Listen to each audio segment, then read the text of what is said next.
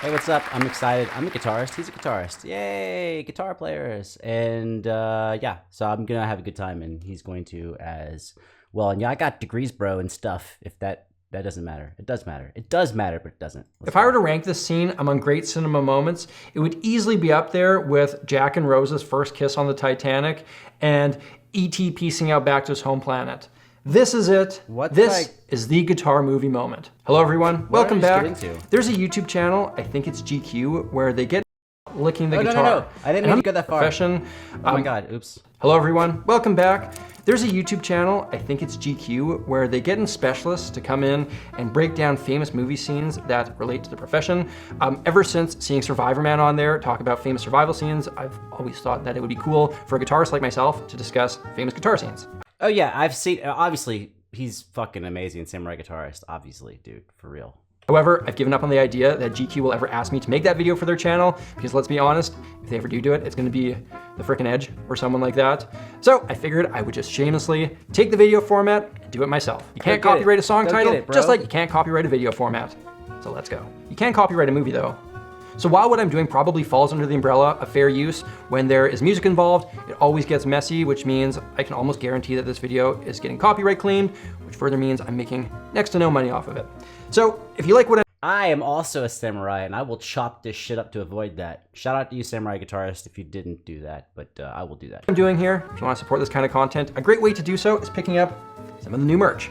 This year's fall design is the guitar playing Transformer Samurai, which just dropped over at shopsamuraiguitarist.com with a variety of styles, sizes, and colors that ship all around the world. Picking up some of that sweet, sweet Sammy G merch goes a long way to keeping the lights on and the cameras rolling. I'll put up links for that in the description. Anyways, let's get to it. First I don't know, go buy his stuff. off, we've got a scene from one of my favorite movies, a movie that played a large part in defining my youth, Wayne's World. There was rarely a day between 1998 and 2008 where me and my friends didn't quote this movie. Let's watch the guitar store scene. There it is, Excalibur. Wow, 64 Fender Stratocaster in classic white with triple single coil pickups and a whammy bar. Okay, so a 1964 Strat in that kind of condition is an absolute player and collector's dream. Gotta be worth over $20,000. I would say I've never seen one in the middle of a store. It's always been on a wall and like very much locked on a wall. Especially in that kind of condition, when you look at that one, it has no signs of wear, which also makes me think that it's probably a replica that they're using for the movie, because you just never see guitars that are 30 years old from that era that look that good. I've also always kind of found it funny that Cassandra points out the fact that it has a whammy bar. As far as Strats like that go, it would be noteworthy if it didn't have the whammy bar. Absolutely. It would be like a hard tailpiece. If you're checking out a Corvette and you say, oh wow, check out this big cool engine and the cherry blue finish. Oh, and it's got an exhaust pipe. I'd raise Yeah, absolutely. the bridge, file down the nut, and take the buzz out the low E. God, I love this woman. Well, first of all, you wouldn't know that the Hold on. I sped it up too fast. What did she say? The nut and take. cherry blue finish. Oh, and it's got an exhaust pipe. I'd raise the bridge, file down the nut, and take the buzz out the low E. Raise the bridge, file the nut. Give you a tapered string? I guess you could play harder. I wouldn't do that. You could probably play the strings harder over the pickups. Meh. God, I love this woman. Well, first of all, you wouldn't know that those tweaks were necessary unless you played it. And filing down the original nut might make the guitar play better, but permanently modifying any of the original parts on a vintage guitar like this Great point. would immediately decrease the value. This is one of those things that separates the players from the collectors. Do you decrease the value in exchange for better playability? And if so, would you just be better off I fucking love this guy. spending less money on a good reissue?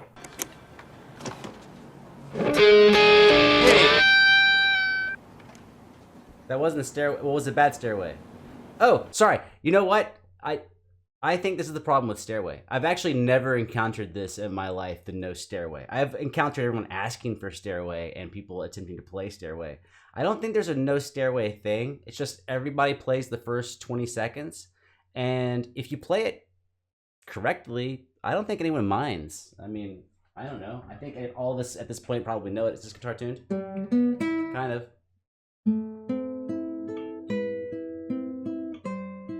No one minds. No one minds that. It's just that people, they try to do it, and it's like, you know, terrible. No stairway. Denied. Ah yes, the joke that launched many a YouTube parody. Let me tell you, I worked in a guitar store for an extended period of time, and I've also been to many music stores. And For the most part, employees don't care what you play. It all just became white noise. I was just trying to get through my 8-hour day. Somebody butchering Stairway to Heaven hardly registered any differently than somebody nailing tasty blues licks. I couldn't have cared less what people played or how good they were, as long as they weren't obnoxiously cranking up an amp so loud that Facts. it bothered everyone else, Facts. which did happen surprisingly often. But with regards to this specific scene, great movie, party on. Next up, we've got the Party on Samurai. guitar duel from the 1980s. I am a trained classical guitar player. Dude, fucking vodka. I happen to have a master's degree in classical guitar performance. And I do remember watching this many years ago with the Paganini shit with Steve Vai, who I got to meet. Hey, he would never remember me because I ain't famous. Movie, Crossroads.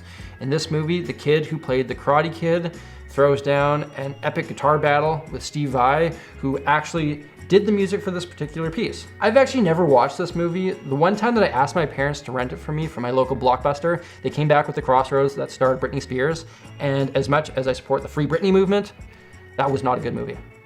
Anyways, here we go. Oh.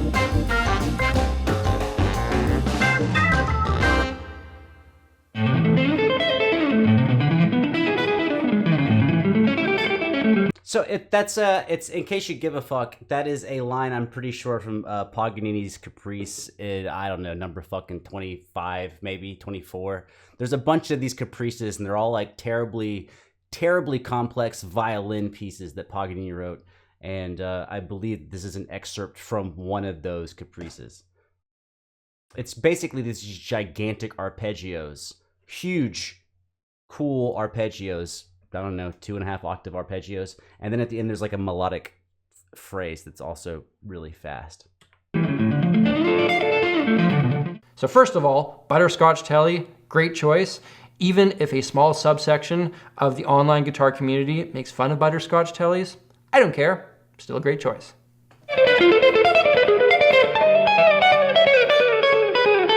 Descending third harmonies.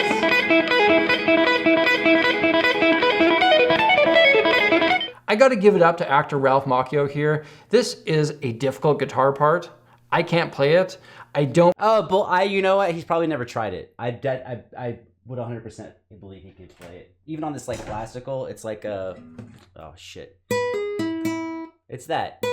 And there's an open string at the end, and you just take this one shape and you move it around.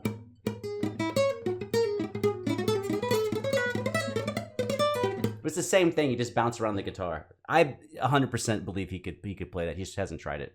I don't believe that he's much of a player himself, but he did a great job of making his left hand, the fretting hand, look somewhat realistic. But I will say the only way that you could play that part without a pick in your right hand is if you were doing some really specific, long-nailed, classical fingerstyle stuff, which he definitely wasn't doing.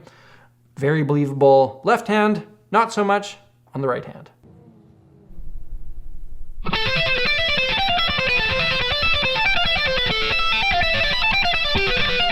Yeah, I've seen this, so I know he like fucks up, but no one starts out playing that good and then just fucks up.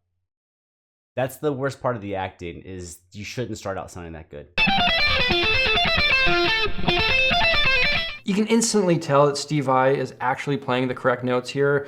The camera angle isn't playing any tricks to obscure some of the motions, whereas with the Karate Kid, it definitely was doing that.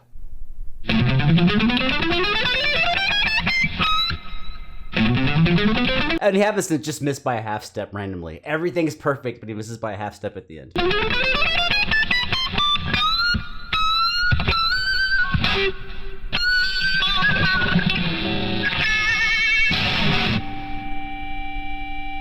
So Steve, the Devil Vai, loses the guitar battle and leaves in a huff. It's a great scene, great music, great playing. The idea of musical head cutting or battling has been around for a while. Two musicians take turns playing their best notes until one is eventually cut down. I've never seen this kind of competitive thing happen in real life. I don't know that it really does. I have. I've definitely seen it. Way back, probably when I was like 14, 15, 16 years old. I would hear about somebody across town who was like, I swear to fucking God, this is true.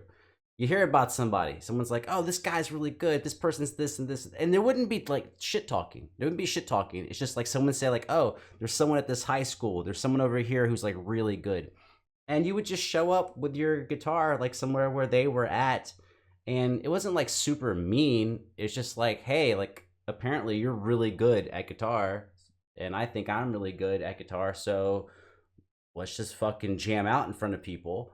So it was head cutting, like in the sense that we're gonna play for our buddies, so everyone can see us playing and they can kind of figure out how they feel about it, but not like fuck you, I hate you, not like that. But definitely in the mid '90s, I remember that shit happening all the time. Though apparently it was somewhat commonplace back in jazz circles in the 40s. Anytime I've been involved in one of these trading licks performances, it's always good-natured. You're just trying to bring out the best in each other and have fun with it, and everyone leaves happy. But I guess if Definitely now, yes. Yes. Occasionally there were douchebags, and it would be fun to saw their heads off and terrible to lose to them. I were guitar battling the devil for my soul, or whatever's happening in this movie, I would probably approach it a bit differently. Next up is That Thing You Do, which is a movie about a band back in the 60s. Love this song though. Who goes from zero all the way to hero, spoiler alert, back down to zero on the back of their big hit, That Thing You Do. This movie's fun. It's got an It's by the Oneaters. absolutely killer soundtrack. The song That Thing You Do was written by the same guy who wrote the Fountains of Youth song, Stacy's Mom. The movie is a little bit fluffy at points, and the romantic stuff gets a little bit cheesy, but it does what it's meant to do, and I genuinely enjoy it. However, there is one scene that deeply offends all of my senses. Let's watch it. I quit, Mr. White.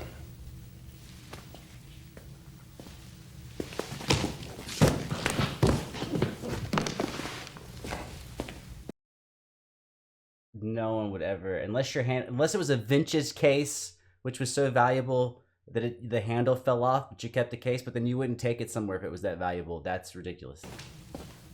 Why would no human being has ever carried a case that way?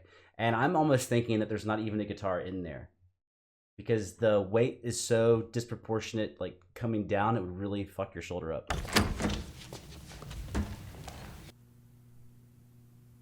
See, even his hand's in the middle. The other guy had it down at like a 45, 60 degrees. No one ever.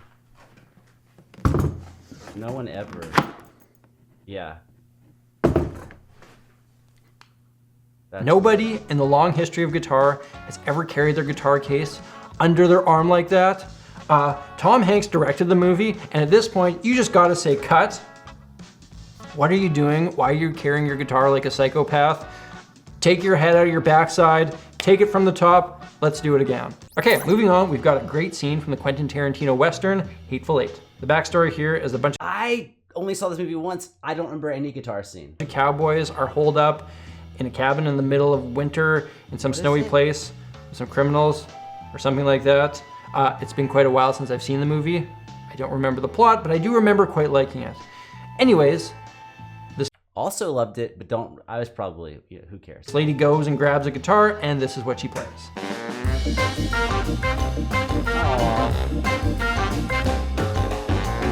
Copyright be sucking some penises.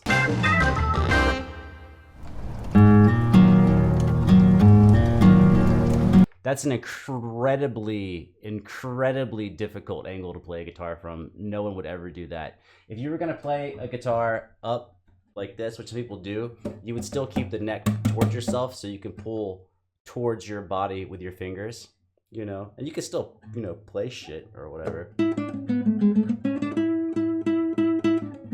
But if you tilt the guitar this way, whenever you're pulling, you're actually pulling the guitar across you. It doesn't make any sense to do it at all. Never seen it. It doesn't work. You're forcing it to rotate on its axis across your body, which means that the person is not actually squeezing with their fingers. Listen. Although it looks like it. Oh, duh. I guess you could do, like, if you're playing really softly.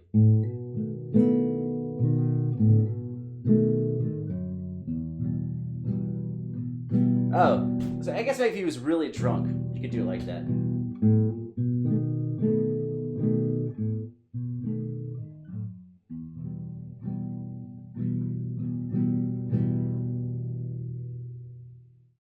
Yeah, you know what? Maybe I've been drunk at a campfire doing that. Listen for a moment, lads, hear me tell my tale. O'er the sea from England shore, I was condemned to sail. The movie's set in 1877, and the guitar that she's playing is an actual 1870s Martin.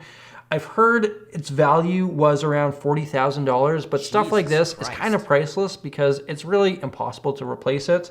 But pretty cool that they got the details right in the guitar. The song that she's playing is an actual Australian folk ballad that's thought to have been written in the 1830s, so the timeline makes sense with that era too. Let's jump ahead a little bit in the scene. Give me that guitar. Kurt Russell, shout out Tombstone, maybe the best Western ever made. I got one gun, one for each of you. 2 guns, well, whatever. Val Kilmer, Kurt Russell, amazing. Music time's over. Whoa! Turn around.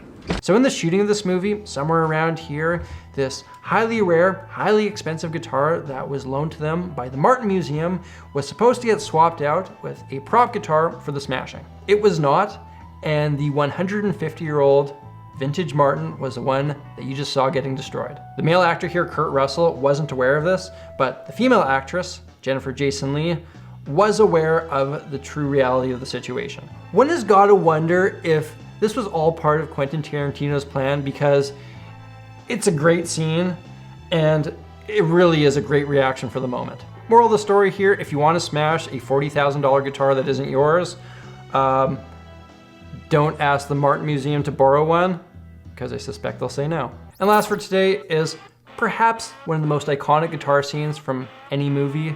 From This Is Spinal Tap, Nigel Tufnell showing off his gear. Do you play all, do you actually play all these, or? Well, I play them and I cherish them.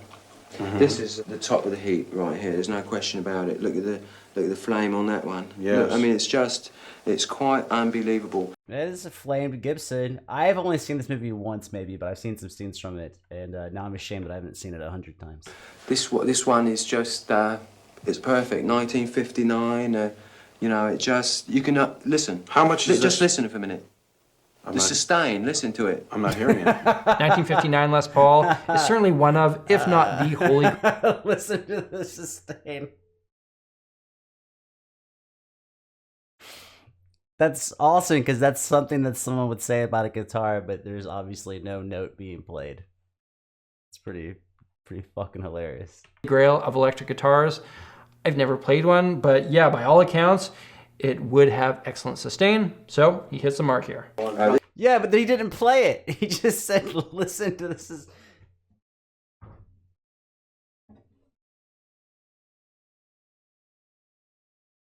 Listen to that B minor chord and how it resonates through the guitar.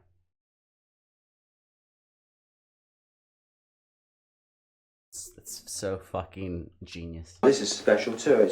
Look, see, still got the old tagger on it. See, never even played it. See? You just bought it? Don't touch it. Don't well, touch it. I wasn't going to touch it. No, don't touch it. I was just pointing at it. Well, don't point even. Don't You even can't- point? No. Ah yes, the old guitar that never gets played.